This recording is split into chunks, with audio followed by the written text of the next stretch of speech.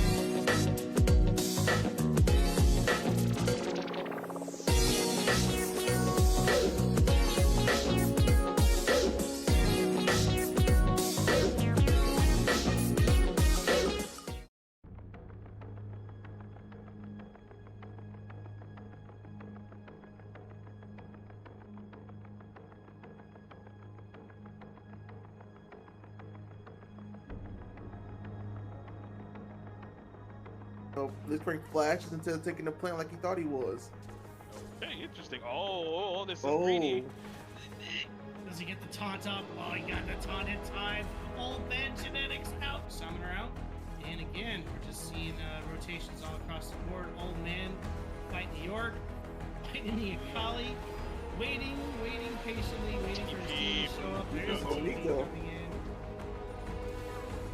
Oh, no! He's cold. Save. He his sparking back. Okay, he got that one kill. He to go. Shouldn't been a menace this whole game. Okay, I see you, Sway. I see you. Well, Akali yeah, so it's teleported just no to run MR. away. Oh, we're going for this. Oh, okay, Akali's one. Kali just walked into Nico and said, they actually waited to get that kill. And they do not get the penta over. Nico steals the penta kill. You have to pee the Nico. They're like, hey man, hey, see, they're all peeing her. You're like, hey man, what are you doing? What are you doing, bro? AJ says, Poor Akali. and towers are going down. Poor that Nico. Stealing the penta. Hey, that's what really be doing. That was never competitive game, but Mexican shutdown point there was a long lane. And nice. Okay, back to the Hey, this fight's gonna start though. Is he gonna Did you see continue? that combo from that shit? Hey, come here, come here, come here. Come here. Well played. I have ult in 2. I'm not there. I'm there. I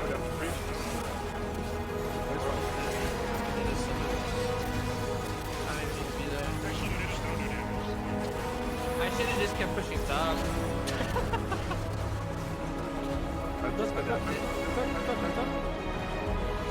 Oh, the penta! Easy! Oh, let's go!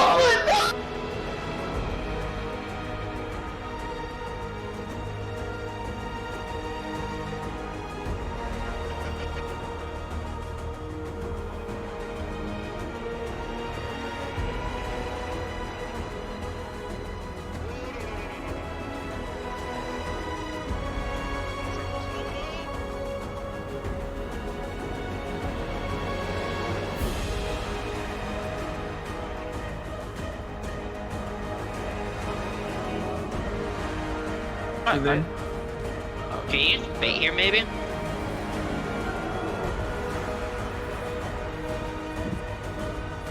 Swing. He flashed immediately. I'm going Kaiser. 9 Just seconds. Kali. 5 seconds. I'm about to have it. She's up. Really soon. Stop taking the Penta, oh, get penta. penta. I'm just diving. I'm full tank. Just. Fucked up. No, Billy! Heckin' Billy, dude. Now, how is he gonna be on the entry video? The gentleman.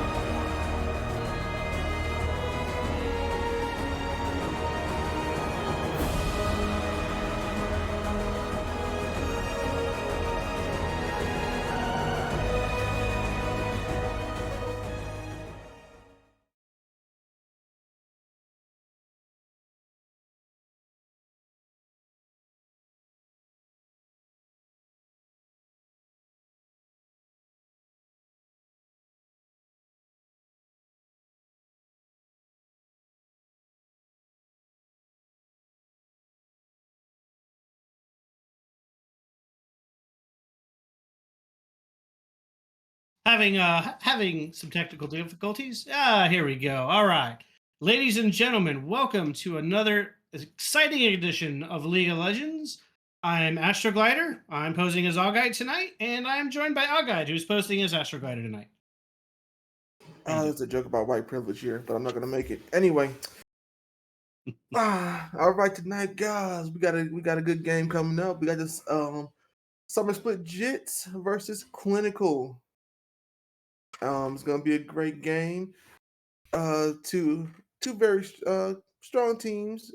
Personally, rooting for Clinical. Got a friend on the team, so gonna be happy to be supporting them. What about you, Astro? You excited for this? Yeah.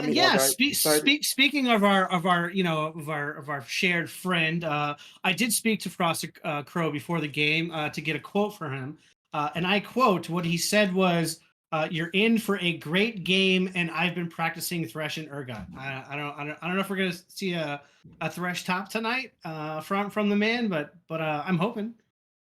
The absolute mad lad. I would love to see it. I would love to see it. So let's talk a little bit about our matchup tonight. Again, we do have the Summer Split Jits, which sounds like an amazing bowling team name, and the Resident RX Clinical team. Griffiton from the SSJ team is the lead killer, followed by two guys from our boys on Clinical with Fast Beyond Light and Frosted Crow taking second and third on the kill leaderboard, as well as Griffinton being the lone man so far to get himself that penta, since we all know, we just saw that last clip where Nico denied her Samira the penta kill. Well done, Billy. Well done. Good job of being a mass murderer. Well done. Just cutting her off. That's what we're going with. All right. So, what are you expecting from this match tonight? Well, I would be disappointed if there's not a lot of bloodshed. I want good clean team fights. I want to see a lot of. I expect to see a lot of rumbling and toppling because Frosty likes to fight, so it's probably just gonna be nonstop fighting up there. I expect Farmer to bring. I'm not. I mean, he could bring his A game, his B game, his C game. I don't really care as long as he makes it entertaining.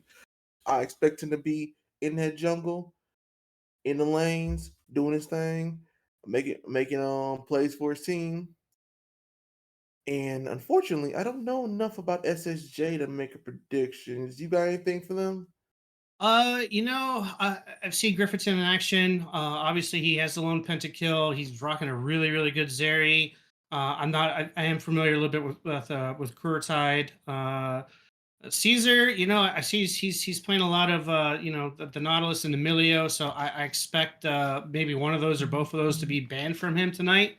Maybe putting him on something a little bit more uncomfortable. Unfortunately, the top and the jungle I'm not as familiar with, but from looking from the stats that Ned has, I expect to see some fireworks and some fights. So we are getting into draft, ladies and gentlemen. So let's talk about these bans. We're going to see an Ash ban right off the bat. See the Zeri ban from RX. I think we're both on the same page that was gonna happen. Yes. So that kind of makes sense. Here we go with the Malphite ban, the Maokai ban, and the Lux ban. Okay, so far what we talked about earlier, we did discuss this beforehand, guys, because that's just what we do. And so far our predictions are coming true. We did call the Zeri Lux. I did call the Maokai Caitlyn on the side of SSJ. So far, And the Ivern the ban. Ivern. Yeah, okay. Saw that coming out. So this does set up to something we were talking about before the stream started, is that we've been seeing Pharma play the Korean Taric jungle build, and I'm wondering if we're going to see it this evening. God, I hope so. I just okay. So they do first pick the Nautilus, which is good because I do think the Nautilus ban was going to come in the second round. That's just something that excuse me, I forget his name. We do see the Taric come out. I do believe that is going to be a Taric jungle this evening. This is going to be a great game, guys. This is going to be amazing. Really, I really hope we're seeing that Taric jungle. That Taric jungle would be locked and better be jungle. There we go. Locked. That Taric is locked. If they screw around with us and put this on Taric support, they're evil. I'd be really laughing if it's running top, but I think we're gonna see a jungle. We do see the Sivir being locked in. That is MM's kind of go-to on the ADC part. We're gonna have to see what SSJ fires back with. I'm expecting Kurtide does have a smaller mid pool from what I see, since he is switching over. I think he was a top or jungle main before.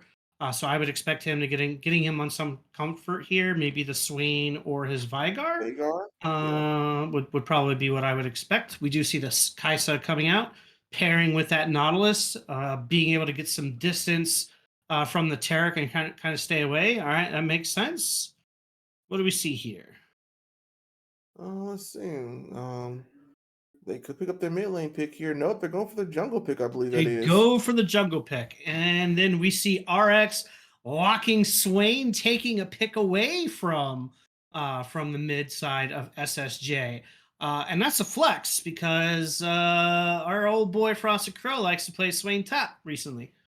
That is true.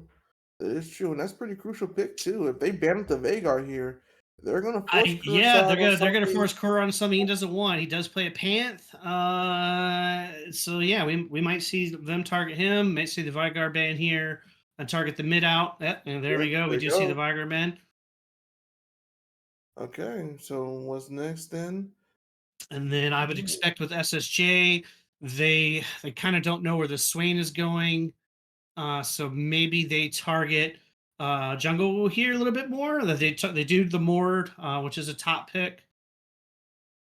I don't really think I've seen Pharma playing any Mord games. Okay, so yep, that's. Let's see. He does have Mordekaiser in. He does play Mordekaiser, but it doesn't look like he's played him anytime recently. So again, that could be a flex pick one. That's a All right. target ban right there, though. That's a top ban. All right, so that's the get rid of that. No one likes to play that damn York. Just pushes. Yeah, it's a pain to deal with. And then The we do see the Poppy- poppy ban, which is an interesting one because I don't really think Farmer plays Poppy anymore, and I know Frosty Crow is not a big Poppy player himself, so kind of an interesting choice to ban that. That is pretty low on his champion pool that I know of. He has played it in the past, but I don't think he's pulled it out recently. All right, so we do see the Renata picked up. That indicates to me that they are going to run the Renata bot. The Swain, I would say, is top at this point, and then that Tarek is going to be our jungle. Okay, so the knowledge split for clinical is the pick for the mid lane then. And SSJ. I would expect. Well, see, the problem is he plays a lot of Panth, and they left it open for him, but it's another AD champ. So what do you do here? All right, That's so we're the gonna see the Ornn. Ornn going up top, and what are we gonna see here for? I mean, he may pick Ari. That is a character that he has some experience on, and it's also one of the easier mid lane champions to get into. It So we may does not see play well into Swain if they decide to flex a Swain mid. that is true. That is true. I mean, he They could. do decide to take it though. All right, so now we get to see if they're going to flex the Swain top or if they're going to let the Swain and the R go at it, and then put a Frosted Crow on his baby. Aatrox is still open, and anybody who's played against Frosted Crow knows he loves his Aatrox. I mean, this would be if they pick Aatrox, that'd be a decent comp. They'd be pretty stacked here with the And Terra we do Jungle. we do see the Aatrox being flashed, so that kind of indicates to me that they went ahead and decided to flex the Swain mid, put the Aatrox up top, which is Frosted Crow's definitely most played champion and most beloved champion, and he has no problems playing that into an Ornn matchup. So we got the Ari, the Ornn, the Wukong, and the Kaisa and the Nautilus. A good team fighting comp front to back. You got the Ari able to get some picks in position up against Tarek Jungle with a Sivir, Swain, Renata, and Aatrox. Points are going up for prediction. What's your prediction here? My prediction right now is sitting with clinical. I'm sorry, but I know I said the Ari pick was coming, but I wasn't actually expecting it. That is, I mean, clinical right now is looking pretty beefy. Everyone in this team is beefy. I mean, Silver even has a spell shield. They have the Renata Glass, Aatrox, Tarek. I mean, that is a safe Silver, and honestly, Silver and Renata are probably the only people that Ari can look to blow up in this game right here. But this was a comfort pick more than anything. Unfortunately, they built the front. They built their Sorry, excuse me. They picked their support, AD carry, and jungle first. They were all AD champions, and then they banned out the Veigar. So this is a And then comfort took pick the more than Swain from anything. him. So yeah, comfort pick. Predictions are coming out so far. Look pretty even from the folks watching. It looks like SSJ is a little bit ahead right now over Clinical. And it looks like if we pick up here on our predictions for our good old staff, let me see here what we got here for predictions from our staff for this matchup today. So let's go down here. Let's take a look here. We've got we got two staff predictions. They might be a little biased. Obviously, Soulkeeper is picking Clinical to go 2-0, and myself have also picked Clinical to go 2-0 in this particular fight. However, the tale in Discord tells a little bit of a different story because I'm fairly certain across the board in Discord I saw pretty even, except for the first game. I think Clinical had more votes to win out the first game as opposed to the second game. I think SSJ had a little bit more votes in there. So we're gonna get ready on this pitch. If you look down below there in the middle, you will see where it says Coachify.gg, which is our sponsor for today, this stream. If you need some assistance with getting some coaching, Coachify.gg is a new platform for esports coaches, tracks their students, grows their businesses with 0 commissions and free to join. It is a perfect tool for coaches who want to level up and get ahead of the game. All right, let's go ahead here and take final thoughts. We've got the predictions going in here, and we'll go ahead and take a short break before we get in this game.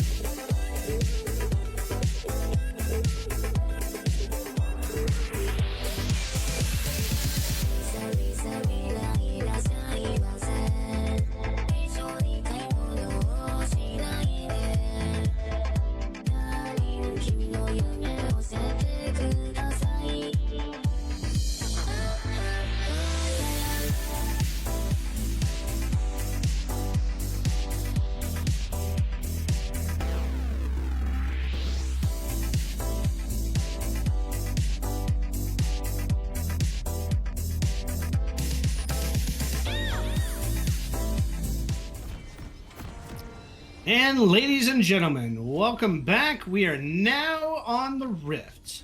Augite will be returning here momentarily. I believe he has a case of the summer splits. Well, it rhymes with Jits, but you know what I mean. All right, we're getting into position here. We're going to see a little bit of action. There is a Nautilus on the other team. They like to usually invade with a Nautilus, but looks like we're just going to get some 5-point action to start here. Kind of sad. Kind of sad. Got an Ari with the Nautilus, and they 5-pointed it. They didn't go for anything cheeky, and we're just going to see some posturing. Boo. Boo. All right here. So looking at this particular matchup, as we talked about before, I would look to see a little bit of leaning towards the middle side from this Wukong. Try to get this Ari a little bit comfortable. See if you can't get the Ari at least a little bit ahead of the Swain. A little bit of poke there, but not much too going on here. So we're gonna see what happens here pretty quickly. Looks like Wukong leading towards the bot start as well. Gonna get that red, and Tarek's gonna go for the blue. I was kind of thinking maybe they were gonna see if they could slow this Tarek down, but I guess not. They'll just get a standard start. Swain and Ari going to trade a little bit here in the beginning, get a little action here. Farmer got a really good leash. That's a nice job from his bottom, getting him a good leash, getting him down into that territory. That's a good bot for you. Wukong gonna get here. He got an okay game. We're going to see immediate action from Nautilus. He's going to put the anchor down onto the poor little layer support there. Get a little bit of chip damage in on him. This is kind of good for them on the bot side with the Kaisa and the Nautilus. Look to punish this Sivir early. Sivir wants to farm. She really wants to farm. She really gets big after her third item. That's kind of where her spike is going to be at. So I'm hoping they kind of try to punish this early, put the Sivir behind, really get ahead, see a root come out. Some return damage on the Swain, just a little posturing here. And then, of course, on the top side, I would expect Crody a little poke in here. He might try for an all-in, a level 3 on the Ornn, try to get ahead. Try to push the Ornn off the lane early. Everyone knows Ornn just kind of sits back, gets his items. Again, we're going to see another anchor on top. A little bit of more damage there. Grifferton decided not... Ooh, my goodness.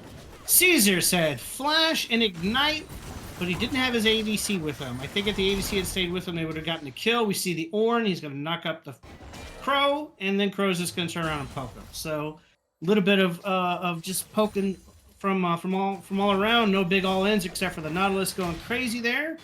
We do see Swain land a good little combo onto the Ari, chunk her down into halfway territory. Unfortunately for him, Tarek is nowhere nearby, and Tarek did a full clear. That's kind of the trend with the Tarek jungle build. Get the full clear, and then come back, get another clear, and then set up for a gank at level 6. I kind of wanted to see the Wukong kind of evade and punish, but it doesn't look like we're going to get it. So, unfortunately, Augite, welcome back. Fixing to see a little cheeky here play from the Nautilus. Is he going to get in there and get the anchor? Or is he going to get the flash out of the Swain? See, that's what I want. I want to see more of that. Also, thanks for calling. Thanks for saying I'm back. I had to go get my dog from the neighbor's yard. Well, I told everyone that you had a case of the summer split.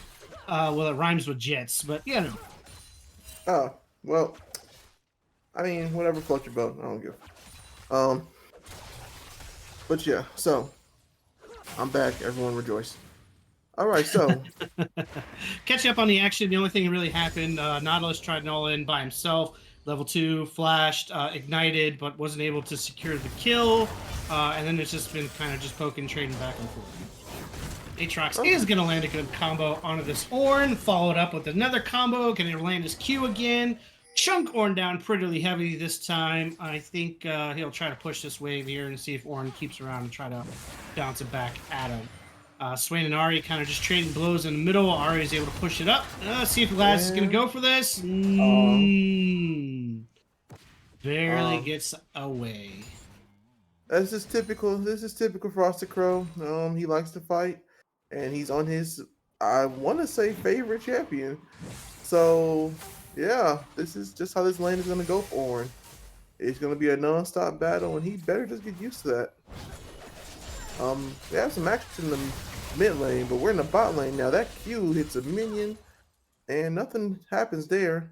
Yeah, I think when that Wukong walked up to the side there, he did walk over a ward, so I'm fairly certain Swain saw that and just kind of hugged in his tower, and that's why we didn't really see too much there. So, surprisingly, Tarek is farming, getting himself a small lead over this Wukong, and we'll see how that plays out.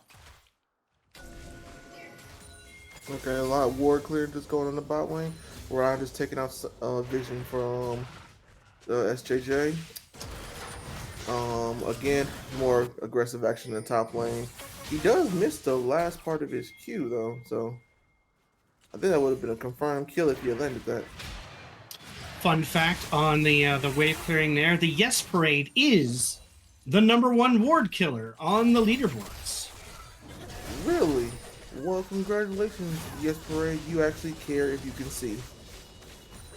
A lot of people don't. A lot of people, for some reason, ignore vision. I don't know why you would. But I'm also support main. You bastards need to buy more. That's right. Buy more That's vision right. wards. Need more. Always the support in charge of that vision. If there's not enough vision, it's always a support spot. Unless it's the jungle spot, which is a lot. It is always the jungle's fault. I forgot. Never mind. I'm not about to start now. I'm not about to start.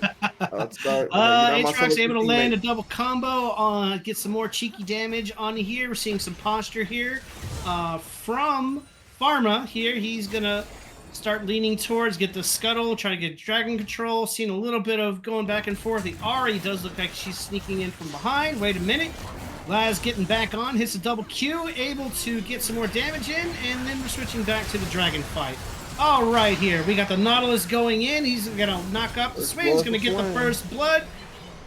12.5 minutes into the game, and then followed up with a double kill. Pharma then getting the kill onto the Kaisa. So we do see Clinical securing that first dragon, and Swain getting first blood.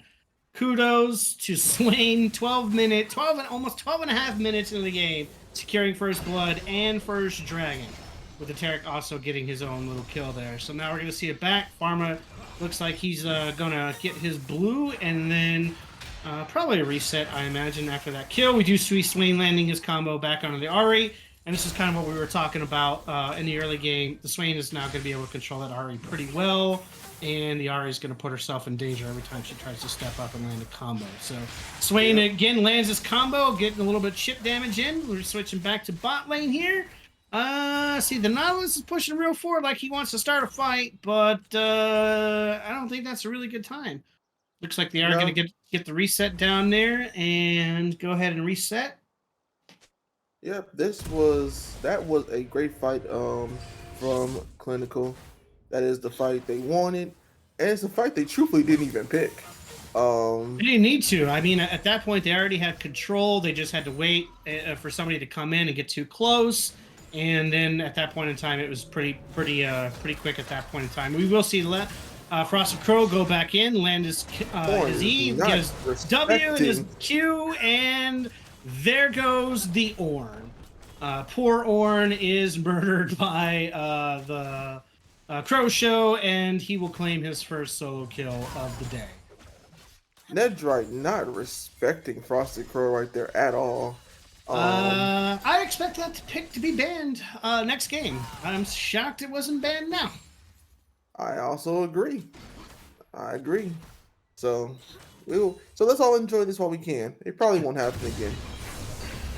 Across the board, the farming, the Swain is establishing control. 2 kills over the Ari, almost 30 CS lead. The Tarek is out farming the Wukong, again with 3 total KP participations, 2 assists and 1 kill. Looks like he's working towards his first item. However, he's the total Ari. DR getting a dive on the bot lane, Anchor away, and Grifferton able to secure the kill onto the Sivir. I believe her support was just going out and doing some warding and got caught. Again, we will see Laz landing his combo, and we'll see some chip damage. The Swain, Ari was able to land a combo on the Swain to get some damage in. Tarek leaning towards middle. Are we going to see something cheeky here? He's not able to get in range to land his stun. Wukong is on the bot side. He's nowhere near, so Tarek says he's going to go take a peek and invade the Wukong's jungle. Yeah, and he did pop the plant, but I don't believe Ari saw it. So no. I don't think Ari saw it, and yeah, no pings go out. Crow's gonna come over here and assist, and ladies and gentlemen, a Tarek jungle is stealing the Wukong's buff. I thought I'd seen a lot of interesting things. I think that's the first for me. I mean, this is a Tarek with only tier of the goddess too, if I'm looking at this correctly. Yeah, that's tier of the goddess. Yep. Okay, well, don't you love Korea? I'm very happy about what I'm seeing right now from a Tarek jungle. It's pretty funny. We're gonna see blue SSJ is gonna push into this tower. Maybe the Nautilus is gonna come try to see if she can get something on the Swain again, or maybe he's gonna stick around. But you see the Tarek taking off a lot of the jungle there from Wukong. Wukong's gonna have questions when he goes here in his jungle in a second and see that it's been taken by a Tarek. Yep. And the best part is Tarek is to reset and then go clear his top jungle and maybe see what he can do. Maybe work back towards Dragon. Does summon the Rift Herald in He his will own drop base the Rift running out. Herald. Yeah, I was kind of interested when he was bought why he didn't go back top to do that and instead chose to recall, but he does send it top and go about his merry way. Seeing a little bit more of that Swain pushing the Ari back in her tower.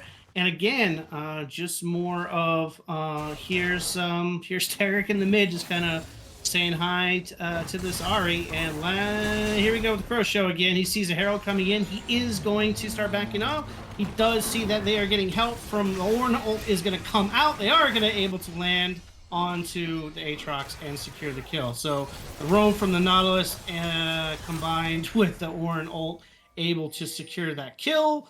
Now they know that the Nautilus is roaming. They should be looking to make a pick of their own or start this dragon. They know the Nautilus is in position, so they will start putting their eyes towards this dragon. We do see the Nautilus and the Wukong doing something cheeky on the Swain in the middle.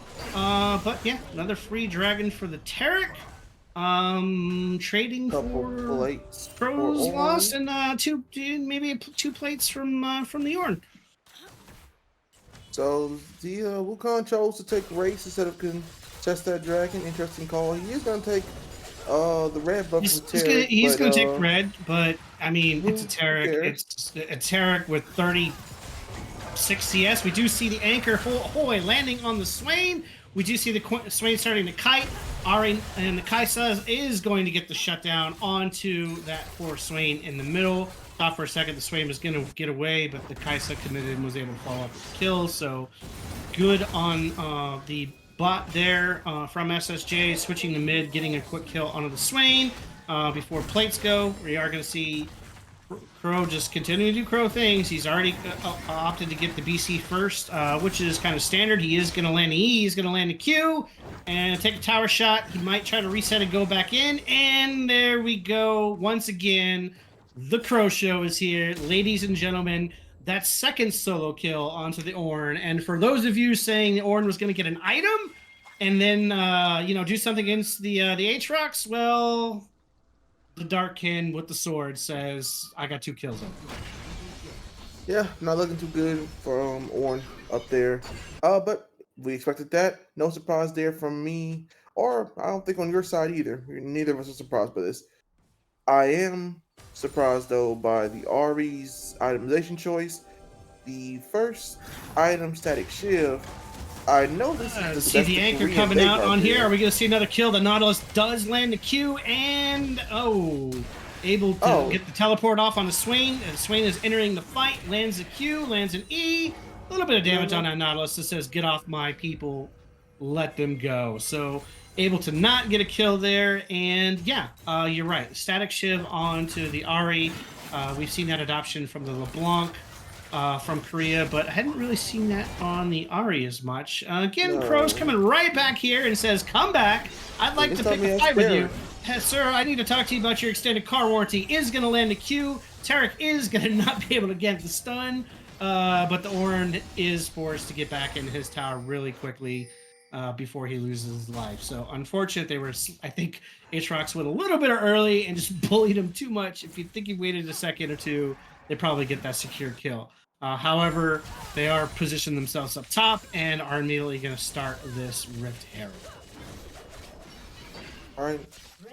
Also just coming in for a lane, just a 1-2-1 switch for both teams. So both AD carry and support is in lanes, is in the mid lanes, and both mid laners are in the bot lane. Oh, and Ari is committed to the Swain with the ultimate. This is a bad fight. She is getting out from behind. It's probably why she stuck around. However, the Swain is able to kite. He is going to go golden for a second and going to maybe take out one in return. He is able to secure the Wukong, and he is going to die to the Ari. So, you know, when you're fighting 3v1 and you still take one with you, you call that a win.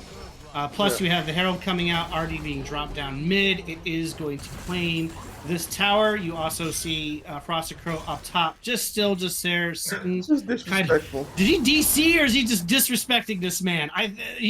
What are you doing? No, what I are think you doing?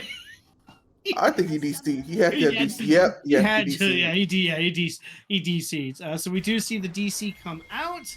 We're gonna see the pause. Don't see a pause yet. Do they not understand what's going on there? Or we do see the Ornhorn come out. The Ornhorn is going to knock the Tarek into the air. Tarek is going to ult, and they're going to start walking away. However, the Ari is able to secure onto the Tarek. Anchors ahoy from the Nautilus, and down goes the Sivir to the Ari as well. So double kill for the Ari to get her back into this game. Croshow, I guess, was able to come back, and he's coming mid or top. Looks like now, so they were able to get him back in the game. Unfortunate for him, cost them 3 kills. Yeah, bad. One gold back in their favor. They were up 4K gold, and now it's almost even. Yeah, that was bad positioning on their part. I'm not sure why they were in their jungle alone like that. But yeah, that the was DC bad. player, that was bad. That was bad timing, unfortunately. So we will see SSJ try to capitalize more, get some damage onto this turret, get pretty close to being finished. However, the team, Kaisa is down there with it. Will they chase? Oh, they are going to chase. They are saying, "Let's take this fight now." Ornhorn and everybody's here. We see the Aatrox coming in from behind. He's going to land his Q. Down goes the Orn onto the Nautilus. The Nautilus secure killed by the Swain. Now onto rooting down this Wukong and killing the Wukong with a double with the Swain. Securing the Dragon. And yeah, the SSJ forced to back up. I don't think they saw that teleport coming out from the Swain from behind. Completely changed that fight really quick. And again, putting more kills onto the Swain, who's now 5-2. And when he backs, he's getting the second item. He's already got the Rylai's. So now he's going to be able to get his second item. Kind of interesting from the Wukong. He's who opted as well for the Trinity Force. Not certain I like that adaptation as well. What do you think would have been the right call there? In this particular fight, I'm just not certain that I would trust going Trinity Force. I think as well, given the current state of things, given the Aatrox and the Tarek, I would have gone with the Black Cleaver first. Stivir is going to fall to the Ari, who catches her out of position trying to push the lane. That does make the Ari now 4-0. After that Yes, double it kill does. from the DC, so she has managed to get some good gold there, able to return in there. So kind of interesting again to see this choice of item on her. She also opted for the Dark Seal. Yeah, that's true.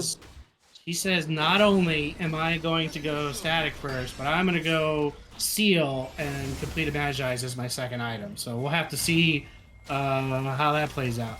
We do see them working towards Grifferton is trying to get this tower down. It looks like he will be able to secure the tower. They'll back up here, and then well, we're going to posture over here too. Are we gonna see a cheeky Baron, or here we go? Crochet landing some damage on Ornn. Ornn sticking around. The Ari coming in. Laz able to dodge everything. Here comes the Ornn ult. Not able to get a good combo though. He is able to get the World Ender out. He's landing some damage now. The Nautilus is now showing up. It is now 3v1. He manages to dodge at least for a little bit. He is gonna fall down here in a second though. Crochet does land another Q though, but he is ultimately killed. Meanwhile, down the middle, Sivir is able to secure on the Kaisa, and they are charging down. Ooh, good combo from the Swain to land that, but looks like, yeah, they're going to push back. So they do ultimately get a kill back when they put that kill on the Grifferton, trading for Crow. Interesting choice to draw so many top when they could have pushed mid. Very interesting choice there. Able to get another kill onto the Sivir, though, which... I mean, it's Sivir's just a clock, just ticking away. Yeah, I mean, like you said, interesting choice. I mean, they managed to get the tower, so that's gold in their pocket. I mean, it wasn't total loss. They put Frost on the back, crossed it. They put Frost on the back foot again. So you know, I mean, they got something out of it. Probably wasn't the best decision, but they did get something out of it. We do see the Ari now. With that kill Yeah, on the Crow, she is 5-0. She does elect to get the Leandries as the second item. She does now have 10 stacks on her Dark Seal. We'll have to see if she's going to go crazy and go for the Magi's. We'll have to wait and see on that one. Meanwhile, the Swain has completed the Zonias as the second item with the Rylai's. Did they just both pass each other up? Yeah. All right. They were so close. You're so far. And oh, hold on. Come on. Oh. We do see a little bit of posturing here, although you'll notice the Nautilus is positioning towards the Baron. Crow is alone pushing and is opting to start getting back into this fight. We'll see a little bit of posturing here, but the Wukong is hiding and Aatrox is hovering. So a little bit of posture going on here. I think they're now going to push towards Baron. I think they've realized that there's not a lot of vision actually from Clinical on this Baron at this moment. So if Wukong is he just got called out on that ward. So if he hadn't been on the ward, they might have been concerned with, hey, we might need to get some more vision on this Baron. But I think the Wukong there showing himself over that ward will prevent that from being the case. But kind of interesting to see Wukong all the way down there trying to take some farm from Taric. He's trying to catch up to farm from a Taric, guys. He's down on farm on a Taric. Taric stole his jungle. A Taric jungle stole a Wukong's jungle. Only in 2023 League of Legends, people. Only in 2023 League of Legends. Across the board on the farm, gold's pretty much pretty even. Two little bit over 2K lead for Clinical. We are going to see some posturing. Oh, the Ari walked too close. Is going to get caught by the Swain. Sivir follows up, and the Ari is down. Immediately, they're going to rotate over to the Dragon. I don't know if the Ari realized that there's a Swain there. However, SSJ, they're immediately going to posture towards the Baron. I like the suggestion. They know that there wasn't a lot of vision over there, so they are going to try to sneak this in while Dragon is being done. However, the third Dragon, going over? No, this is Crow's Disco, yeah, this is Oh, Crow is able to land a Q, able to land his combo. A double Q is coming out. The Ornhorn to save them. The Swain, and it looks like they're going to turn around here. So good from the Crow Show to come in there, say you do not get this Baron for free. Do not pass go. Do not collect $200. And this is my area. Taric able to secure Soul Dragon for Clinical. And that's been the big tale of the tape here. Is all the dragons have gone their way. But Sitting that is pretty. gonna be River Soul too.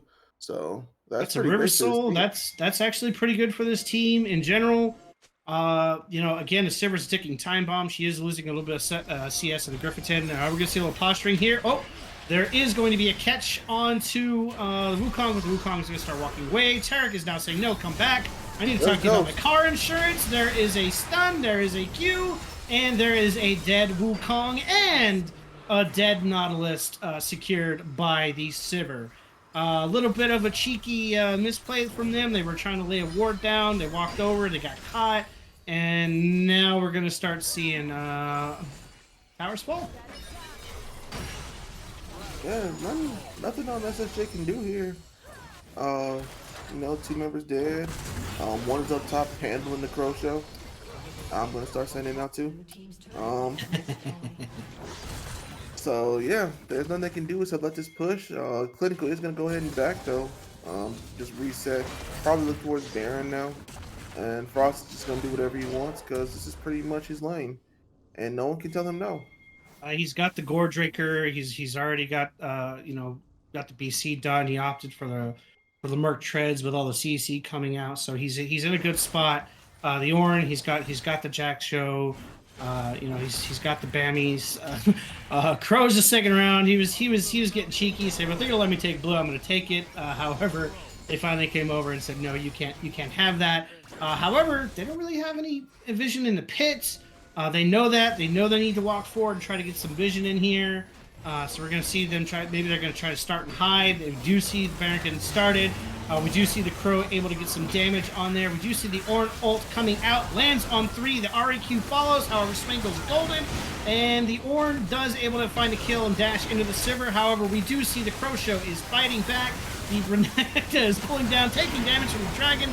Crow able to secure the kill onto Wukong. There goes the Ahri. She's going to go down. Then finished off by the Swain and the Kaisa as well, falling to the Swain for the double kill onto the Ornn. And best fight. Good fight. Tanking a long time on that Baron, though, in the back line. It was kind of crazy. Hectic there, but good fight from Clinical. Able to get the targets down. Unfortunately, they did lose the Siver early, but they're just so tanky. When that ult comes out from Tarek, there's just not a lot of options there. Once they get that full ult from the Tarek down, they're just so beefy. Yeah, there was nothing they could do there. Again, I'm sorry to say. I mean, look at them. They still came out as a full. They still have full HP bars on this. Gore Drinker on him, surrounding himself and just derping into 4 people and saying, "Please kill me," and then the Gore Drinker just healing him is pretty ridiculous. We are going to see them come around. Clinical is now going to start the Baron once again. We do see that Crow did go back and buy. Looks like he got himself another nice little start on his item, and this time I don't think they're not peeking again. They know they can't fight for this Baron. It is going to be secured, and that gold lead, which had been at 2K, is now turning to almost 8K at this point. Clinical starting to pull away a little bit, unfortunately for them. Ticking time bomb, that is Siver, will eventually rear its ugly head here shortly, and they really don't have an answer for that Swain, Tarek, and Aatrox. They don't have the heal cut. Their items, they're not getting any heal cut. I think only the Nautilus look to get a little bit of heal cut in there, but yeah, they can't stop this Aatrox and the Swain with this Tarek to heal from full. Yeah, currently the only, like you said, the only people here who have the grievous wounds. We just Orange picked the Bramble Vest. Ari and Kaisa both picked up the component for. Here we are. We are going to see Crow out of position. He is going to be CC'd for days, and unfortunately for him, that is a dead Aatrox. It did take 4, but that is a lot of CC, and he probably should have been waiting for his team to get a little bit more of a push before he was that far in. However, that means they do have to reset. They have to try to get back in. Anchors away is going to land. However, the tower's going to go down. The Renata ult coming out. The Nautilus just vanished. Yeah, that That's pretty cool. 100%. Ornholt is going to come out. It is going to land on 2. However, now they are going to put the stun onto the Ornn. Damage is coming out. The Ornn does manage to knock 2 in the air. However, the Wukong is on the run. The Ahri is on the run. And the Swain kills the Ornn. And the... Oh my goodness. Just Tarek is chasing into the... He's going to get the double kill on the Ahri. Hold on. He's going to go. Is he going to get... No, he's not going to get the finish. However, these towers are evaporating. That Tarek was doing his best impression to try to get a triple kill. However, Clinical is gonna secure the inhibitor, and down goes the Nexus.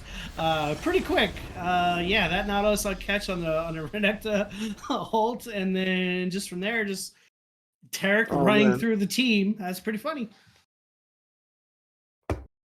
I am gonna get to see a Tarek ban next game, and that's not something I thought I'd see. I would expect an Aatrox ban. I don't think they're gonna let the Crow on that anymore anytime soon.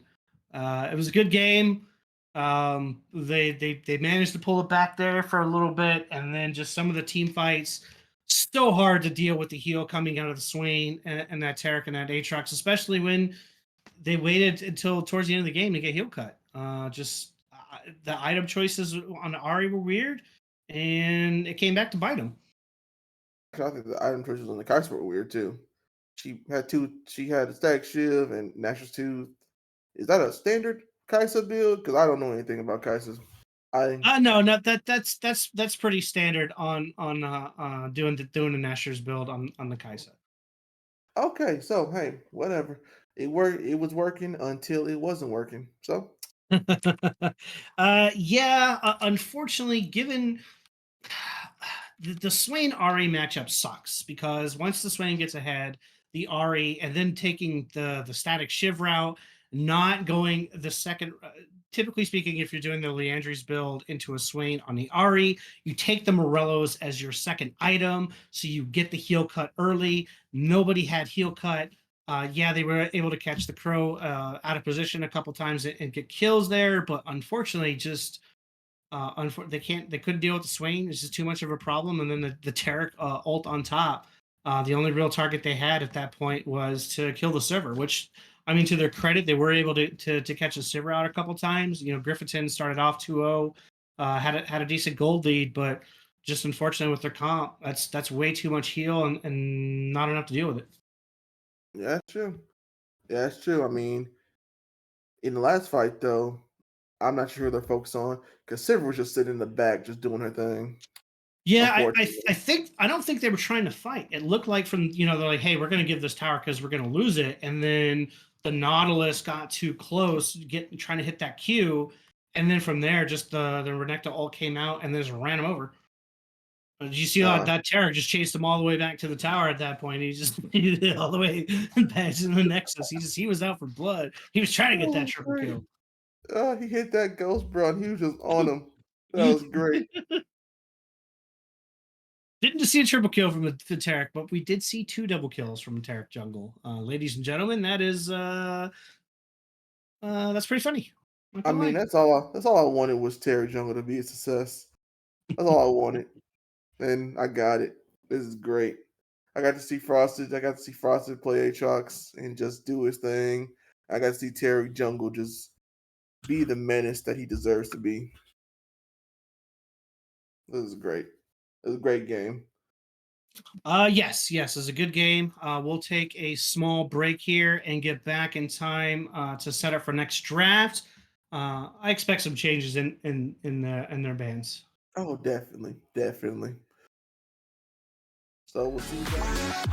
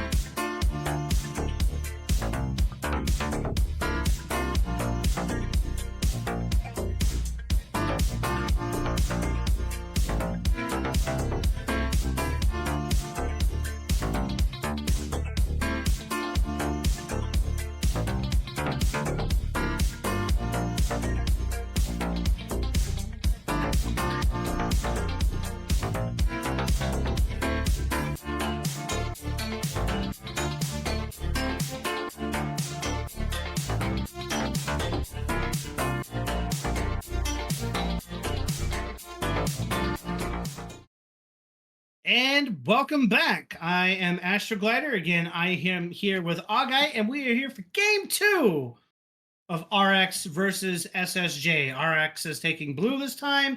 SSJ is red. Agai, what are you thinking? What are we going to see? We're definitely seeing an Aatrox ban. Probably seeing them. Probably gonna see. I don't know if they're gonna ban Tarek. I honestly don't know. I would, because that was terrible. That was a terrible thing to play against.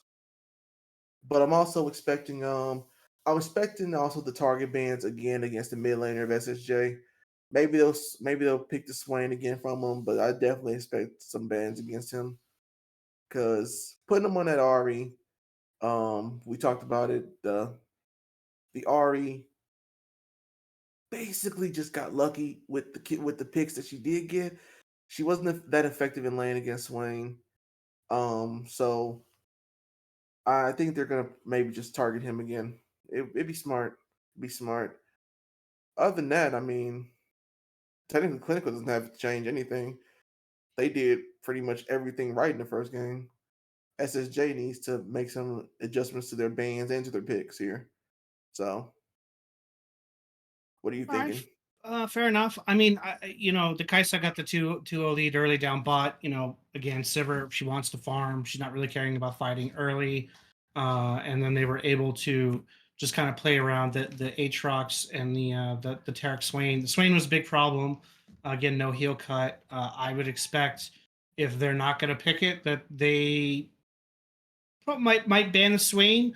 I think the Ivern is still a big ban for if you're not going to play it, you need to ban it. Both these jungles play it. Ivern is super strong right now. He's able to put a lot of pressure on the map. He's able to put a lot of early ganks in. So I still expect him to be a priority ban. Pharma also plays a lot of the Kindred, which, if they go back in the same comp that they had before and just switch the Renata for a tankier option, and then the Kindred can come out. So yeah, I'm with you. They don't need to change anything. I think it's SSJ that needs to, kind of plan accordingly. But I think clinical is going to be more flexible if SSJ does get more crazier on the bans. Here we go. We see the Zeri ban coming out. We know that Grifferton is very, very strong on this champion. And then we see the Tarek ban coming out. The Lux ban coming out. Caesar's really good on the Lux as well. So these are going banning for bottom. Return ban on the Swain. And then the Kaisa ban coming out from Clinical. So again, saying that, okay, all right, we're okay with your mid playing picking in the first round. So the Sivir ban is out, and then here we go. The Ivern coming out immediately into Man. Pharma's hands. Oh boy. And the return is going to be the Maokai for minimum. I know that's his big pick. And then the Mordekaiser is going to come out. I think this is the flex because Kruger used to run this top and jungle. So he can play this mid. So it'd be interesting to see what they ban then, if where they're going to put this Mord. So Okay, well, good expected picks from these teams. Oh, the Morgana pick. all right, Morgana coming out, and yeah, that with is with yesterday. SSJ banning a Sivir, that's kind of funny to see a Mord coming out. I mean, clinical loves their spell shields apparently. That plus the double stun options from the Ivern and the Morg sets up pretty. They're setting up really good right now for. I was fixing to say that either a Yone to come out. The Yone can be a mid, as well as Crow has been playing a top. Do you see the Milio? I do like to see the Milio with the Ivern and the Morgana there. The Milio to give some anti-CC protection. Milio's super strong in play right now. But again, we're opening up for middle bans. Yes, we are. Yes, we are. And SSJ has took one of the picks of their own teammate off the board with the Swain.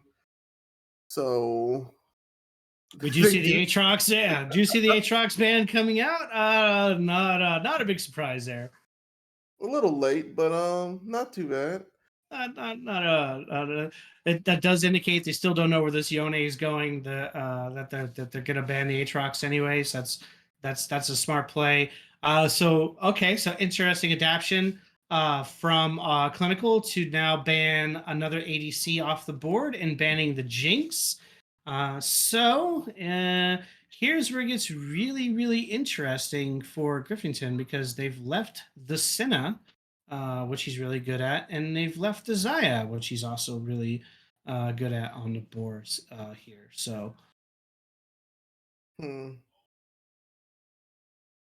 we do see the MF ban coming out. Interesting enough, that MF is usually played by the Yes Parade, so kind of interesting to see the MF ban there. Maybe they're expecting that Morg might be a flex to mid, although I would expect faster to either be on this Yone or possibly on a Seraphine or the Jace at this point. The Ash takeaway. Okay. So That's a nod, really. I think to Caesar. Caesar play. I don't really think I've seen Griffinton have any stats on the Ash, but I know Griffinton's probably played it. We do see the Caitlyn being picked up by SSJ, and then probably going to see a return fire of could be the Seraphine, could be a Seraphine game coming out with a Seraphine Morg combo. yep. Yep, there it is.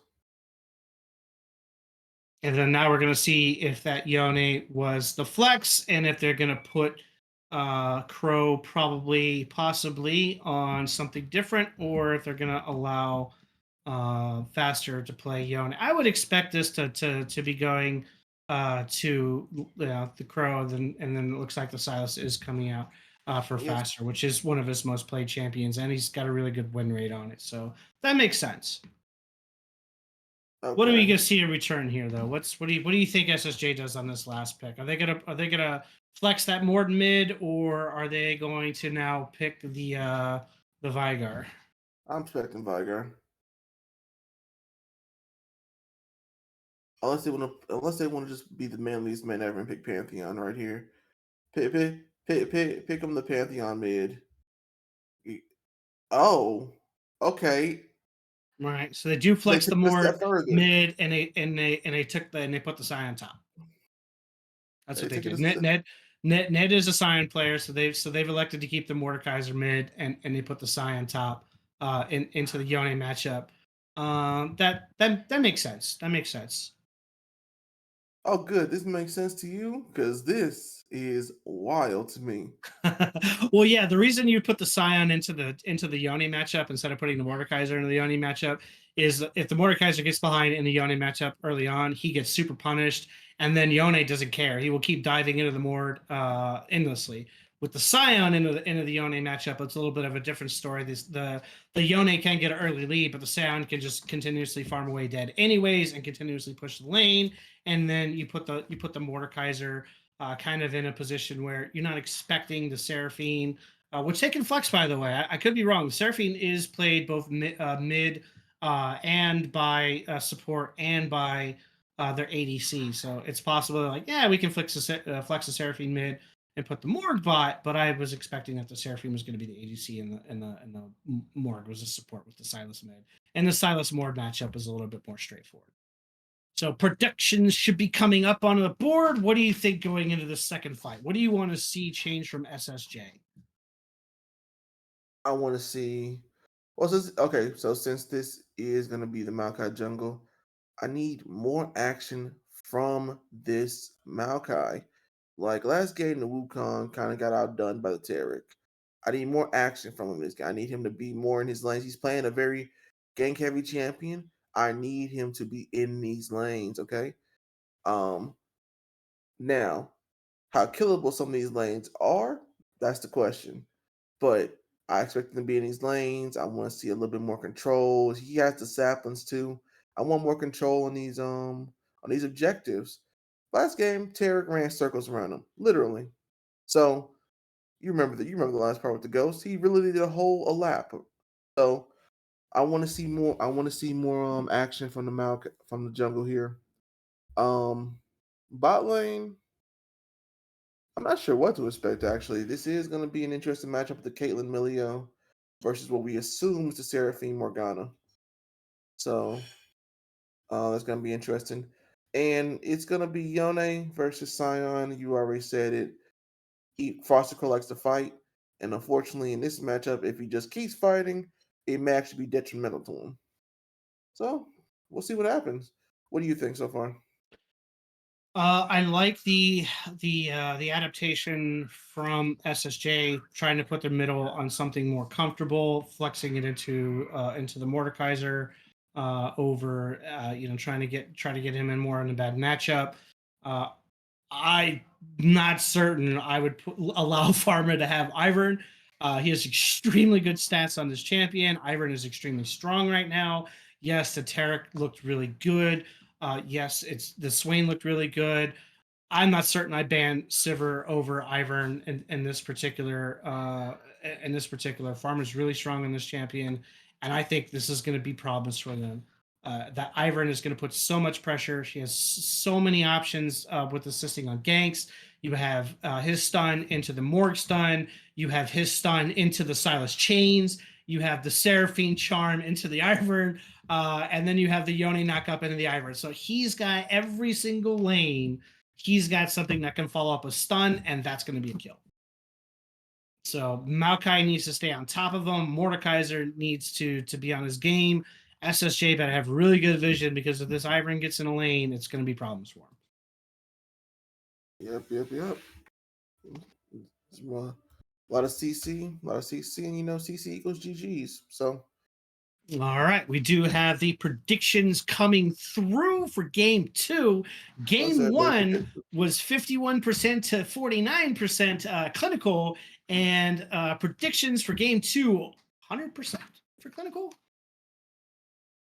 A little bit of a different story this game. However, according to Discord, this Game 2 is going to be, I believe, an SSJ victory was the prediction for most of our players down there. So a little bit of a different story from our viewers than what we're seeing from the Discord votes. So we're going to take a quick break before we get back onto the riff for Game 2 of tonight of RX versus SSJ in the LXC.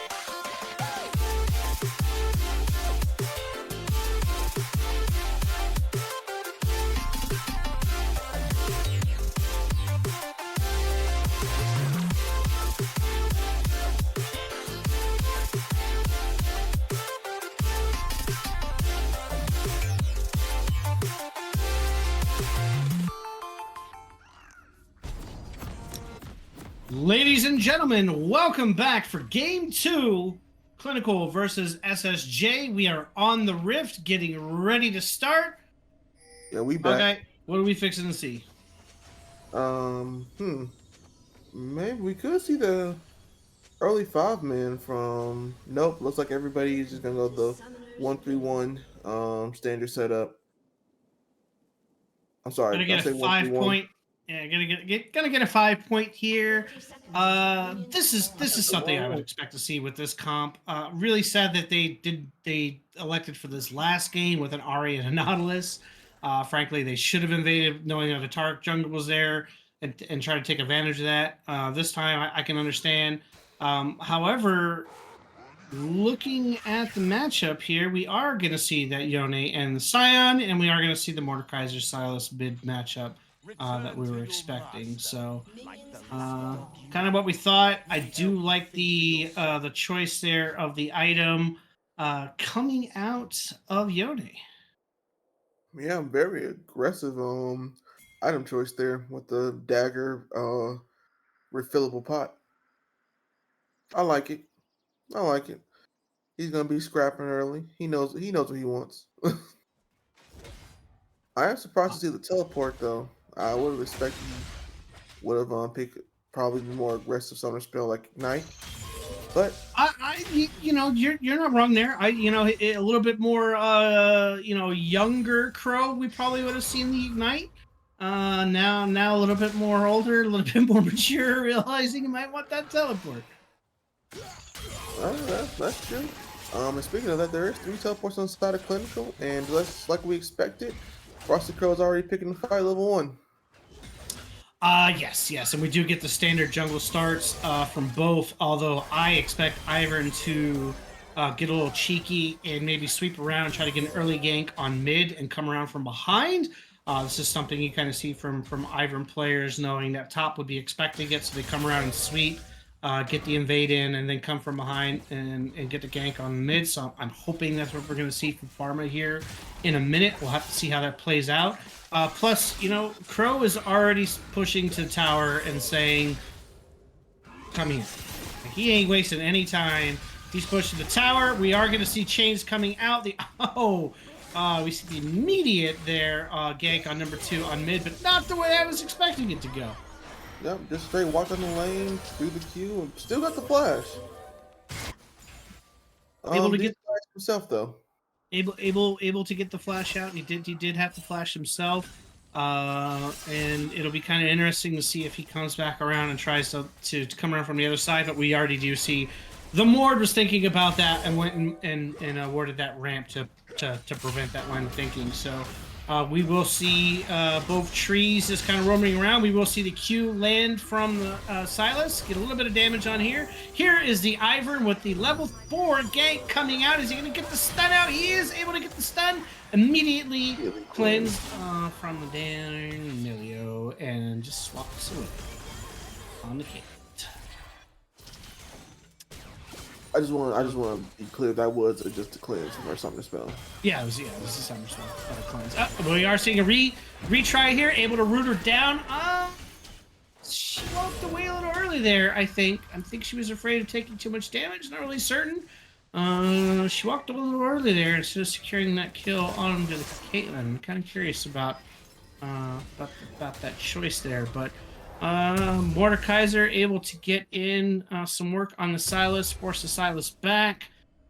Getting trade in CS early for the Mord is actually helpful. Mord does need to get ahead of that Silas, but you know, kind of as we expected. Farmer able to get some pressure in there. Maokai able to get a full clear in. I kind of want to see Maokai try to get a gank up here at top. I really hope he's trying to posture and get in position here to try to help his top lane out. You do see Yone getting some more damage onto the Scion. You do see the Scion kind of staying around knowing that this jungle is coming. And here we go. We do see Yone backing off. We do see Tree Boy just kind of like trying to help him push real quick. And then, oh, here we go. The stun landing there on the support of the Milio, but she is going to take that ward out of play. So again, the warding battle continues down bottom, and Crow continues to get chip damage up top. I mean, yes, Parade, Yone going to come out, gonna say hi, and then just kind of go back and do Yone things. Yep, and we may see the wraparound from Maokai here. He did clear the last ward that Crow had. He did clear. The wraparound game. Meanwhile, though, however, we do see the sneaky play down here in the bush, going and just taking this sneaky little dragon. I think Maokai is just going to go into the jungle and see what he can get in return. And we are seeing Crow teleport to lane because the Scion was pushing. We do see that first dragon taking by Clinical. Be interested to see if Maokai is going to try to wrap around and get a gank.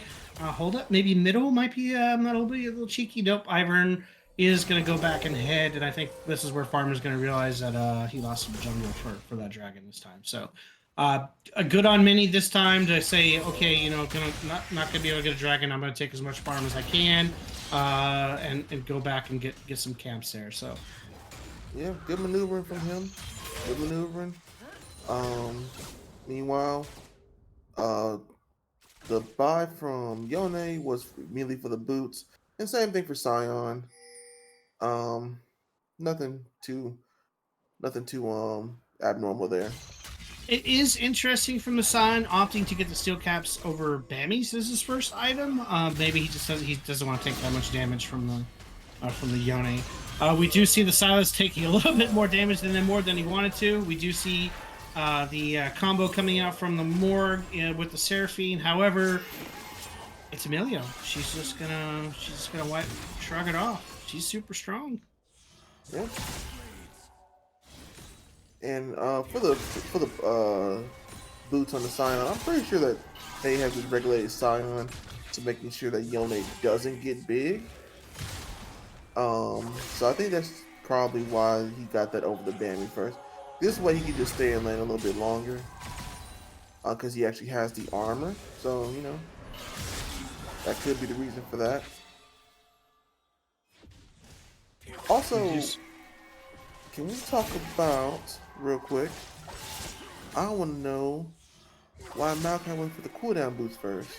Yeah, I was looking at that and I was like, okay, all right, that's interesting. I'm not certain. I don't know if I like that. Yeah, that's a weird one for me too. What's his rune? His rune is Phase Rush. Interesting. Yone does get a lot of damage on in that trade with the Scion this time around, so he was able to get a bunch of damage for free and push that Scion back into his tower and catch up pretty. Yeah, so we are seeing the combo land out there bottom. However, up top, Crow continuing to get some trade. Although the Scion's now in his tower, Crow I think is backing off and realize he can't. Maya is going to try to get some damage out onto that Caitlyn. However, she misses, and again, here we go with Pharma getting the Rift Herald started and getting those bushes into play. They don't see this. This is Ivern. This is what Ivern does. This is Ivern things. I'm actually kind of shocked, knowing that Pharma plays Ivern a lot. That Crow has not adopted Rengar. We do see the ultimate coming out. From Silas, who borrowed it from Maokai. I'm kind of wondering, with Farmer playing a lot of the Ivern that he does, that Crow hasn't tried to get some Rengar games in. Although anybody who ever has played with Crow knows that he hates Rengar. We do see more damage coming out, and we do see the Mordekaiser now ulting and saying, "You're coming with me." We do see the Maokai ult coming out, able to land the Maokai ult onto the Silas. However, Silas is going a little bit deep. He's taking a couple tower shots for that. He is going to back away. The Mordekaiser is going to stay a little chunky back there. They're not. He takes another tower shot. They might try this dive with the Ivern. No, they're just elected to get the damage in and not. Although Silas does make a catch, is able to land the chains on Emilio. Emilio will get away though pretty quick. Did they not go ahead and send that? Nope, it doesn't look like they're going to try to push for the tower anymore. Mordekaiser is going to go back. Emilio is going to go back. Looks like Caitlyn is also backing his way there. So not able to secure the first tower. Do get some damage on it though. Not able to secure the kill, unfortunately, on the Mordekaiser. But ult's kind of traded for free just for a couple. Wait a moment. Here we go. Mordekaiser chasing down this Silas. Mordekaiser flashing forward and saying, "Hi." Yeah, first blood from Mordekaiser at 10 minutes. Good kill from the mid onto the Silas. Trading and getting that kill. Again, putting on something a little bit. He's a little bit more comfortable. I like the adjustment there, and you can definitely tell he's a lot more comfortable in this matchup. Oh, definitely. And that gives his team the chance to go ahead and try to secure this dragon. This will be their first dragon. They didn't get any dragons last game. So it looks like they want to contest this, actually. Pharma, get some damage on Pharma. Don't let him get in there. Don't let him steal this. Oh my goodness. Oh, they're almost with the steal. However, here comes the fight. The Silas is coming in. The Maokai gets his ultimate off on the Pharma. His team is behind him, is backed off. The Silas is still pushing forward by himself, is able to land the Q. Wait a minute from behind. Grifferton is kind of caught out of position by himself, and the Sione is coming in to get the kill onto there. They're going to continue to chase. Pharma getting the kill on the Mordekaiser. The stun lands onto the Maokai. The Morgana able to secure the kill. So what looked like just going to be a dragon and maybe one turned into a triple kill and a rundown with Crow showing up there. It does mean that the Scion up top is going to be able to get some more damage in there. Looks like if Pharma had gone a little bit second early, he might have been able to get the Dragon Steal. So all in all, I'd like to see it from SSJ. They were a little bit more aggressive. They did get the Dragon, but the fight did not go the way they wanted.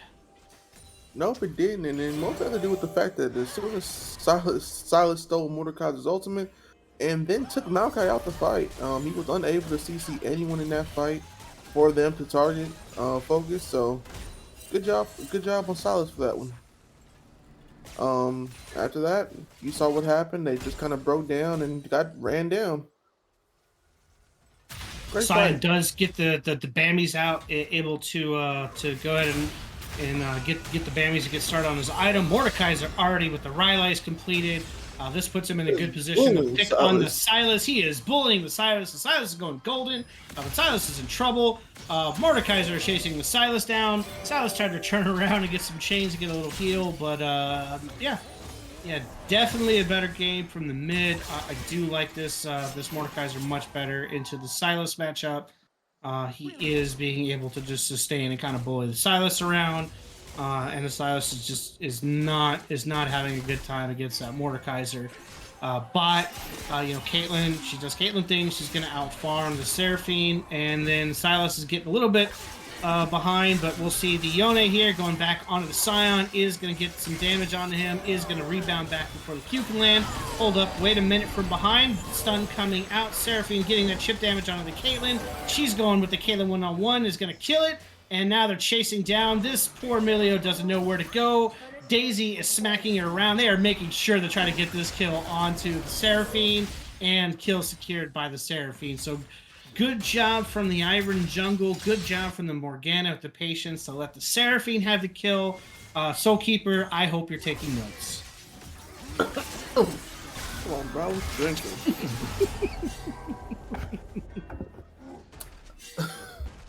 Well, shout out to Soulkeeper then. Apparently your Seraphine needs work. Soulkeeper Italian channel I was just cutting him off. Alright, so other than that, we do see the Storm Razor coming out for Caitlyn. We got the completed Cola too. Not sure why she hasn't sold that yet, but whatever.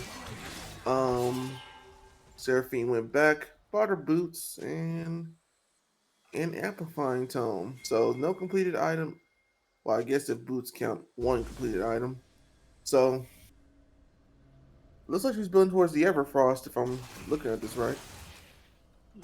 Yeah, and it's interesting because on Clinical's team, once we get into our second and third items from the Scion and the Mordekaiser, other than the Yone, where's your damage coming from?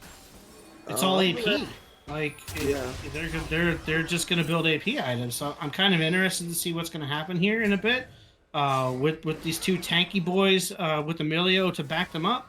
We'll kind of have to see how that plays out. The Seraphine better get real big. We are seeing posturing for this Rift Herald. It looks like we are going to see a 4v4 fight. However, the better positioning right now from SSJ. Looks like they're still posturing. The Mordekaiser has found the Silas. However, Scion is left behind by himself. He'll get the damage on there. We do see the Maokai ultimate there stopping. However, Pro gets outplays it. Able to land his ult on the 2. However, they're going to back up. They do get the stun landed on 2. And here comes the Scion dead from the Silas chain after getting knocked up. And we do see the return kill from the Scion onto the poor little there Yone. However, another stun and the root being landed on the Mordekaiser is playing dodgeball at the moment, trying to get away. He is able to get some damage onto the poor Caitlyn and get away of here for a little bit. Oh, Caitlyn turning around, getting the double kill. Now they're chasing the Seraphine. The Mordekaiser not only lives, but gets the shutdown onto the Seraphine, and SSJ with a good team fight, with a good plan, able to kite long enough for their Scion and their Mordekaiser to do the work. So this is kind of what I was talking about. These tanks, with the Milio to back them up, is gonna be problematic. With the Seraphine and the Morg and the Silas all dealing AP damage. Yeah, and that was a pretty bad fight from Clinical too, man. I don't know if you know, Seraphine and Caitlyn had started off in the bot lane when this fight started. Caitlyn walked all the way from the bot lane. She walked all. Yeah, she walked all the way. And Seraphine had teleport from the beginning.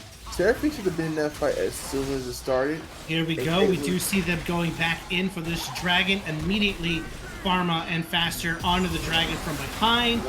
We see the Maokai ult coming in. We see them into the pit, getting the damage on there. They are trying to get Crow down. They are trying to get Pharma. However, the Maokai does fall. The Hybrid steals the Drake there, and they're able to get the shutdown on the Caitlyn. So a double kill from the Ivern onto the Maokai, and a double kill from the Silas onto the Milio. So a much better fight from this time. They were able to secure a target. They went for the Yone first. 4v5. Yeah, they went for that fight. They went for the Yone. I'm not understanding the call there to try to put all the damage onto the Yone. With the Silas and right there to the right, and the Morg right there were squishier, but they do all in on the Yone, and unfortunately, I think that cost them big time on that fight. I think they had that fight ruined if they didn't dive on that Yone. Yeah, I mean, I can't blame them for wanting to dive onto what seems to be the only damage on the team, but that was a pretty big mistake when he has all that basically CC to back them up. Like, they were able to chain CC targets. I'm not certain I agree with it. I mean, they had that really good fight, and then went crazy on that fight with the Yone. So we'll have to kind of see. I know the Yone is kind of like the big scary damage for them at the moment. However, the Ivern changes make Ivern do more damage than people think. I think it's a mistake to not target him. He does. There's a lot of damage from him. There's a lot of damage from the Daisy. We will see a faster switch in here to stop the push from top onto the Scion. And then we're gonna have to see how Ned responds with this Scion matchup as opposed to the Yone matchup. The Scion is gonna try to get a little bit more damage here on the Silas. And we do see, I'm seeing the gank. I thought we were going to see the Ivern rotate top and try to get a gank off on the Scion, but it looks like he's hovering. Ping is going out in mid. Oh, the tree got spotted. They are going to put the Daisy out. They are going to start trying to chip damage on here. Gets out of the stun range just in time before he gets it, and then they're going to turn around, and SSJ says, we're here for the team fight. So we're going to see here the Mordekaiser is going to take a couple of chip shots, but Kaiser's fine. Herald is coming out here for the fight here in mid. Silas and Yone, are we going to see a wombo combo here? They're going to take the Herald out. They're just saying, no, this Herald is not going to hit our tower. They're trying with the Daisy out, pushing out in front, trying to make sure this Herald doesn't get any damage. Daisy is pushing into the team fight alone. However, the Daisy is going to die here in a second. We do see the Seraphine kind of poke damage, just kind of poking away here. At this team, that is the strength of this particular team. If they don't get the all-in fight they're looking for, the Morgan, the Seraphine with the Ivern can kind of just chip damage. So that time, good on them. Good on RX not to push too far and just take the Herald out, get some chip damage in, and push him back. So we'll see some people reset. I was gonna say maybe something crazy in the Baron pit, but nope, they're not gonna get that crazy. Although now they've realized the Scion is up by himself. We are gonna see the chains coming out from the Silas. He is gonna land on the Silas. It looked like Crow isn't gonna commit to the fight. He's waiting. Silas is kind of fighting by himself. Crow does wait. The Scion ult does get out. Oh, but the play from Laz to sweep in there, get onto the Caitlyn, almost got that Caitlyn down. But we do see the Scion flash back in. He is trying to land a Kate. He does miss the combo onto the Kate, forcing himself to die there, unfortunately. And then the Mordekaiser is able to finish off the Silas. So I think it was a miscommunication from Clinical. I think Crow saw them coming and backed off, but no. Mid decided to keep fighting. What happened was Silas immediately put him in the Mordekaiser. So Glass couldn't do anything once he got there. That's why he was moving around erratically. He was like, what do I do?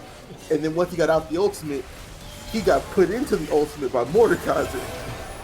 So we are seeing the fight into the pit get started. The Seraphine is able to land the ult and push them out. We are seeing teleports coming in from behind. There is a root being landed onto the Scion. They're fighting from the back. Oh, the Scion Q does a ton of damage, although the Mordekaiser is eventually killed. And the Silas follows up. Wow, that damage coming out there is able to finish him off. So Seraphine damage is starting to look pretty good. She is able to finish them off. And then the Yone does get the kill on the Maokai. So they weren't able to burn the Baron in time. And unfortunately, they got caught by the Seraphine ult. They turned around to fight. And by then just got collapsed on by the Silas and the Yone. So good adaptation there from Clinical. Good ult from the Seraphine, able to prolong and get them off the Baron. And then immediately back to Dragon they go.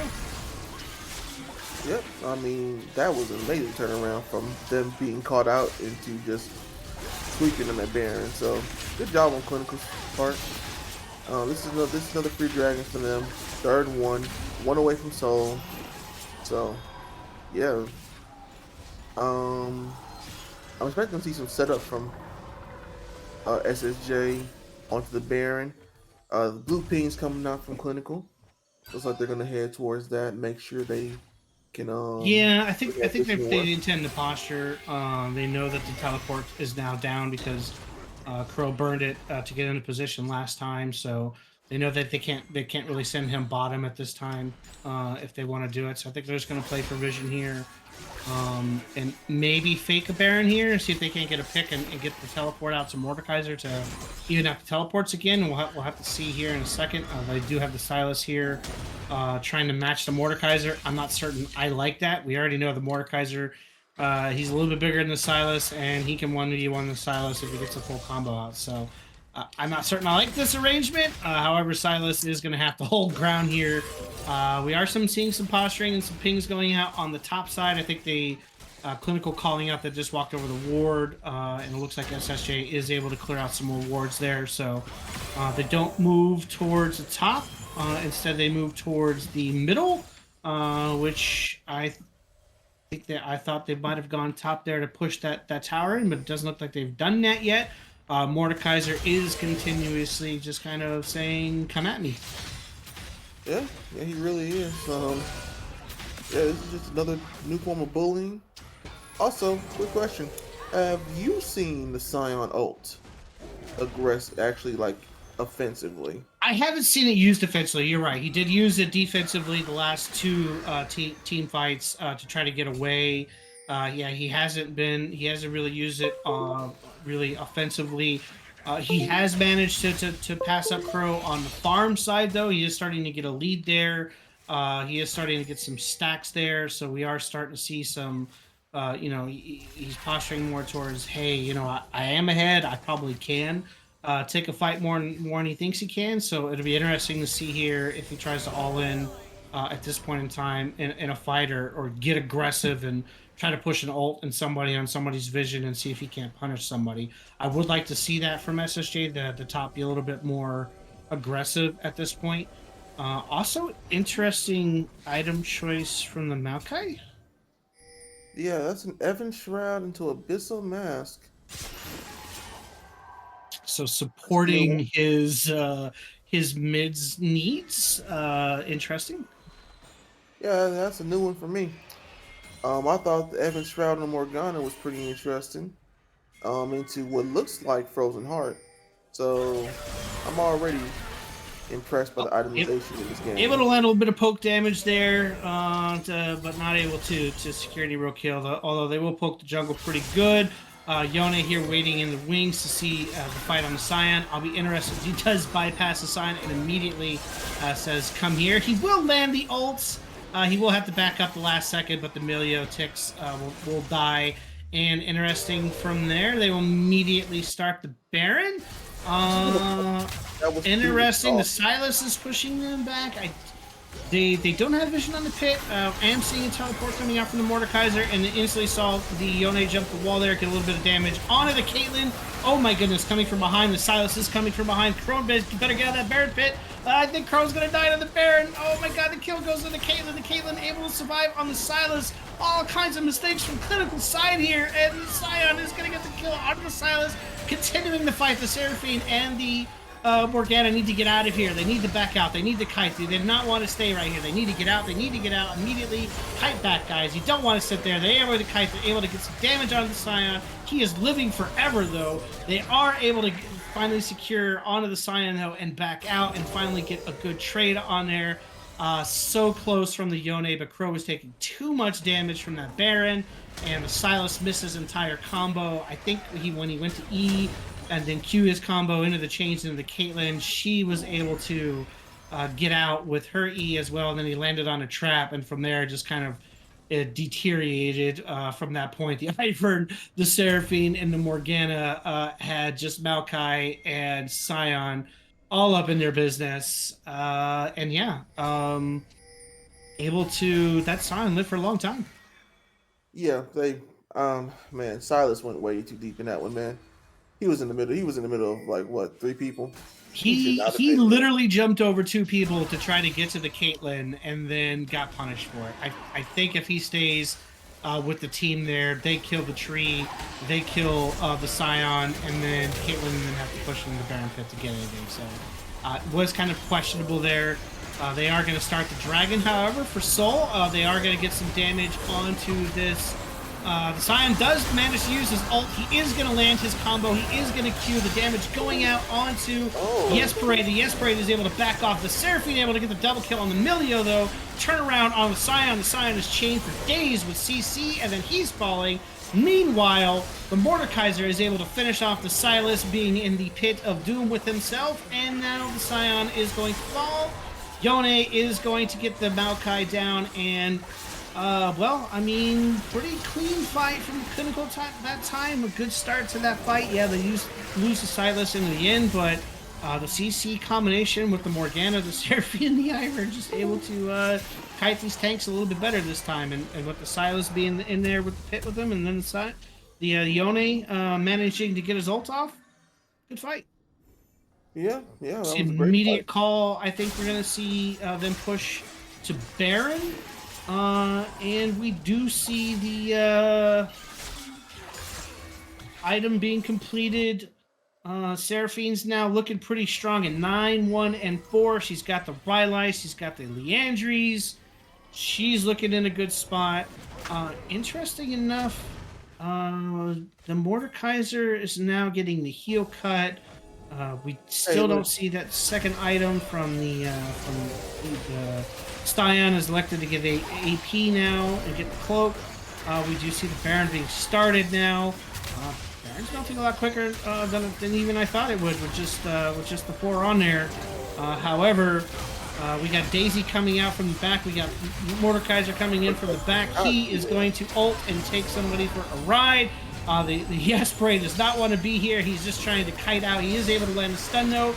We do see a fight in the back of the pit. Oh my goodness, Mini is able to steal the Baron by himself in that pit and able to get that. And wow, I mean, even with a bad fight, even with losing 2 of their guys, Mini able to steal and secure the Baron seal. Ivern, Pharma, you lost a Smite fight, man. You lost a Smite fight. Kind of sad, but they are pushing down with now 4 down, just pushing down the mid, see what they can get. Daisy leading the way for them. Pharma getting out in front. They're going to sacrifice. They might lose another tower for this. Timers are still kind of ticking down there, or they might decide to go back. Looks like they're going to go back at this point. They're going to take 1 hit and 1 tower, and we're going to see a reset here pretty soon. I like the steal. I like the thought behind putting the Mord there and coming in from behind. With the rest of that looked kind of weird from SSA's side. I think having the Mord even go in at that point was a mistake. I think he should have waited. Yeah. They just focused him until he ulted, and then he ulted Morgana, of all people. He waited for the spell shield, and then he ults Morgana. Morgana ults, he walks away, and then she stuns him in the face and continues to walk away. Not the best target, I think, on his side. I mean, it worked out in terms of Baron for them, but yeah, not the main target you want to see him ulting. I think he was expecting his team to be in coming quicker than they were, but they do have the Baron still, able to land and get that mid tower down. We do see an immediate fight here. Daisy coming up to say hi. Mordekaiser in front. We do see Maokai finally coming in from behind. There is going to be an ult going off onto the Yone. We do see a fight there in the back. The Yone is forced to back off. The Silas forced to back off. Maokai dives back in, takes out the Morgana. We do see a return kill onto the Milio from the Seraphine. However, these health bars are getting really low for Clinical, and they're forced to retreat. So, here we go. We got a reset with Baron. They still got the buff. They're still here. But Clinical says we've got 25% health bars, but we're still willing to fight. The Yone and the Seraphine still pushing forward here. Now we got 2 more. Yone flashes, gets his Q, is able to get a little bit of damage there. I think if he'd landed his full combo, that Caitlyn would have died. Yeah, that flash saved her life. That was pretty close. That was pretty close. So, I mean, Crow said he doesn't care about his health bar. He doesn't care. He was alone. He was still taking the fight. Yeah, at least Clinical, they did what they did what they need to do right here, and they got the Baron off the only member of the team who had it, which was Milio. So no more Baron on the field for anybody. So that's good. All right. Did you see the Scion completing finally the armor. He's still got the uncompleted Bammies. I would expect him to be going and completing his Sunfire next. No, Interesting. he has the makings for Frozen Heart before that. He has the steel plate Yeah. and the Glacial Shroud. It looks like he's Mhm. going for Frozen Heart first. I think you're right. Is he going to get caught out here? The Mordekaiser does get stunned by the Ivern and then a follow-up stun from the Morgana. Daisy's now putting a little damage. He'll get restunned by the Ivern, restunned by the Morgana, and so again taking more damage from the Daisy. So Mordekaiser took 70% of his health bar just eating 4 stuns continuously. We will see them back off and come into the pit. The Mordekaiser is needing to back off. Oh my goodness, he almost got caught. If they'd have walked in a second sooner, Yas would have landed his stun on there, and that would have been a really bad position for SSJ. But he is able to get out. The Silas is pushing top by himself. I'm not certain he's going to get back or if he's going to teleport to this fight. It is 4v5. Crow goes in, is able to land a couple of auto attacks on there. We do see the stun coming out from the Mordekaiser, is able to land and start kiting his way backwards when he realizes he doesn't have much there. We do see the Yone going back in. We do see the Seraphine landing an ult, and now we're starting to see Yone clean up. He is able to get the kill onto the Caitlyn, is able to get the double kill onto the Silent. Meanwhile, Silas is still up top, just pushing away while they're able to do this 4v5. We are seeing them go down. Pings are going out to join the Silas up top where he's already got there. Teleport coming out from Yone. The Silas is going to steal the ult, and on Maokai, Maokai is going to get caught out. He is going to root his target. He is going to ultimate himself. However, the Yone kills the Milio, comes back, helps the Silas. The Silas does kill and gets the kill out there on the tree, and now we have Clinical finishing off this game. They're taking the tower, they're taking the Nexus, and that, my friends, is the end of Game 2. Clinical 2-0's SSJ. Well, that was great to watch. That was great to watch. If you didn't like that, you don't like League of Legends. Why are you here? All right.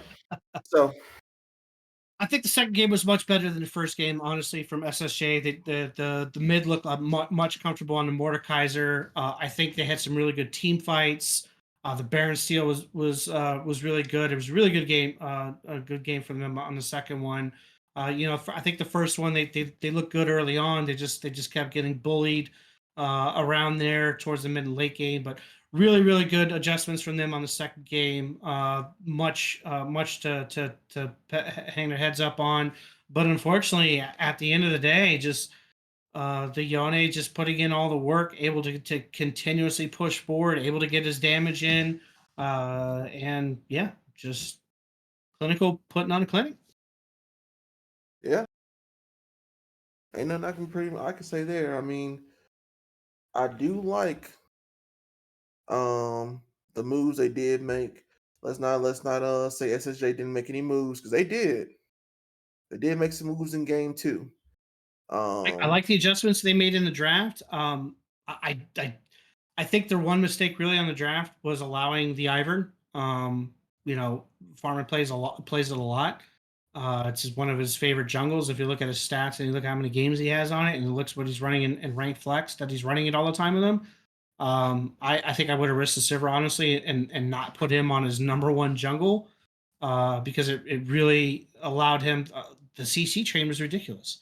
Like we talked about before the game, you have the Morg stun followed by the Ivern stun, followed by the Yone knockup. Just allowing that combo to continuously happen. You look at that last dragon fight. I don't think they lose. I don't think SSG loses that fight if Mordekaiser doesn't take 70% of his health and is forced to come back and burn his TP to get back into the fight. So I like the adjustments. They played a really good second game. Just I think allowing that Ivern cost them that game. You're not wrong. You're not wrong. Ivern was a pretty strong pick there. Let him set up for a lot. Let him survive a lot too. I mean, that I think at one point Daisy was deep in the 5 people while they were killing Rift Herald. Like, what was That was hilarious. Yeah, Like, the daisy changes and the daisy health regen and just daisy's like, I can fight the team for you. You go do your things and I'll do mine. So, yeah, that's kind of the way Iron is. SSJ up top. I thought the second game, the Scion, he did work. He got ahead. You called it out. I would have liked to have seen him be a little bit more aggressive with his ults. I think that would have, if he'd have ulted and kind of instigated the fight, they really allowed the Mordekaiser was really the one that was kind of starting those. And unfortunately, once his ult was out, he wasn't able to secure targets. I'm kind of interested on why that Baron, when he ulted the Morgue, I'd be really curious on what the thought process is on that particular one, because I think neither one of us is like, that's not the target you want. no, it was not. And we saw it because he immediately died as soon as he was outside of his ultimate. Um, I mean, it did give his chance. It did give his time for his teammates to come in and get in the pit, and then unfortunately, Farmer missed a smite. But honestly, it only caused they cleaned up everyone except Million. It only cost him a tower in the end. Even with the Baron on him. Yeah, So things were looking good, but once they got the Baron, they got a tower, and then unfortunately they got caught out in that fight, and Yone was able to clean up. I'd be interested to see the damage stats on that game from the Yone specifically. How much work he did versus first. I mean, the Seraphine was super strong. I think she had 10, finished with 11 kills. So she was definitely putting in work from the backside with that Morgan and that Ivern. It had to be so frustrating to try to like run into that comp and you eat a Morg stun, and then you eat an Ivern root, and then you're eating a Seraphine charm just over and over and over again. So I imagine that was pretty frustrating for him. But all in all, great game from both sides. Again, week 3, we continue to see some innovation. We saw Tarek Jungle tonight. That was amazing to see. I'm kind of interested to see the stats on some of these other games that were going on tonight. I'll be interested to see how the how Royal Knights did against Five Angry Men, and how our RSC did against Hard Stuck Gold. Shout out to Hard Stuck Gold and having a new jungle this evening. I will be really interested to see how that turned out for him. What about your final thoughts for the evening? let's see my final thoughts. Frosty Crows and Menace. Farmer puts in work. Fast Beyond Light got bullied in the second game.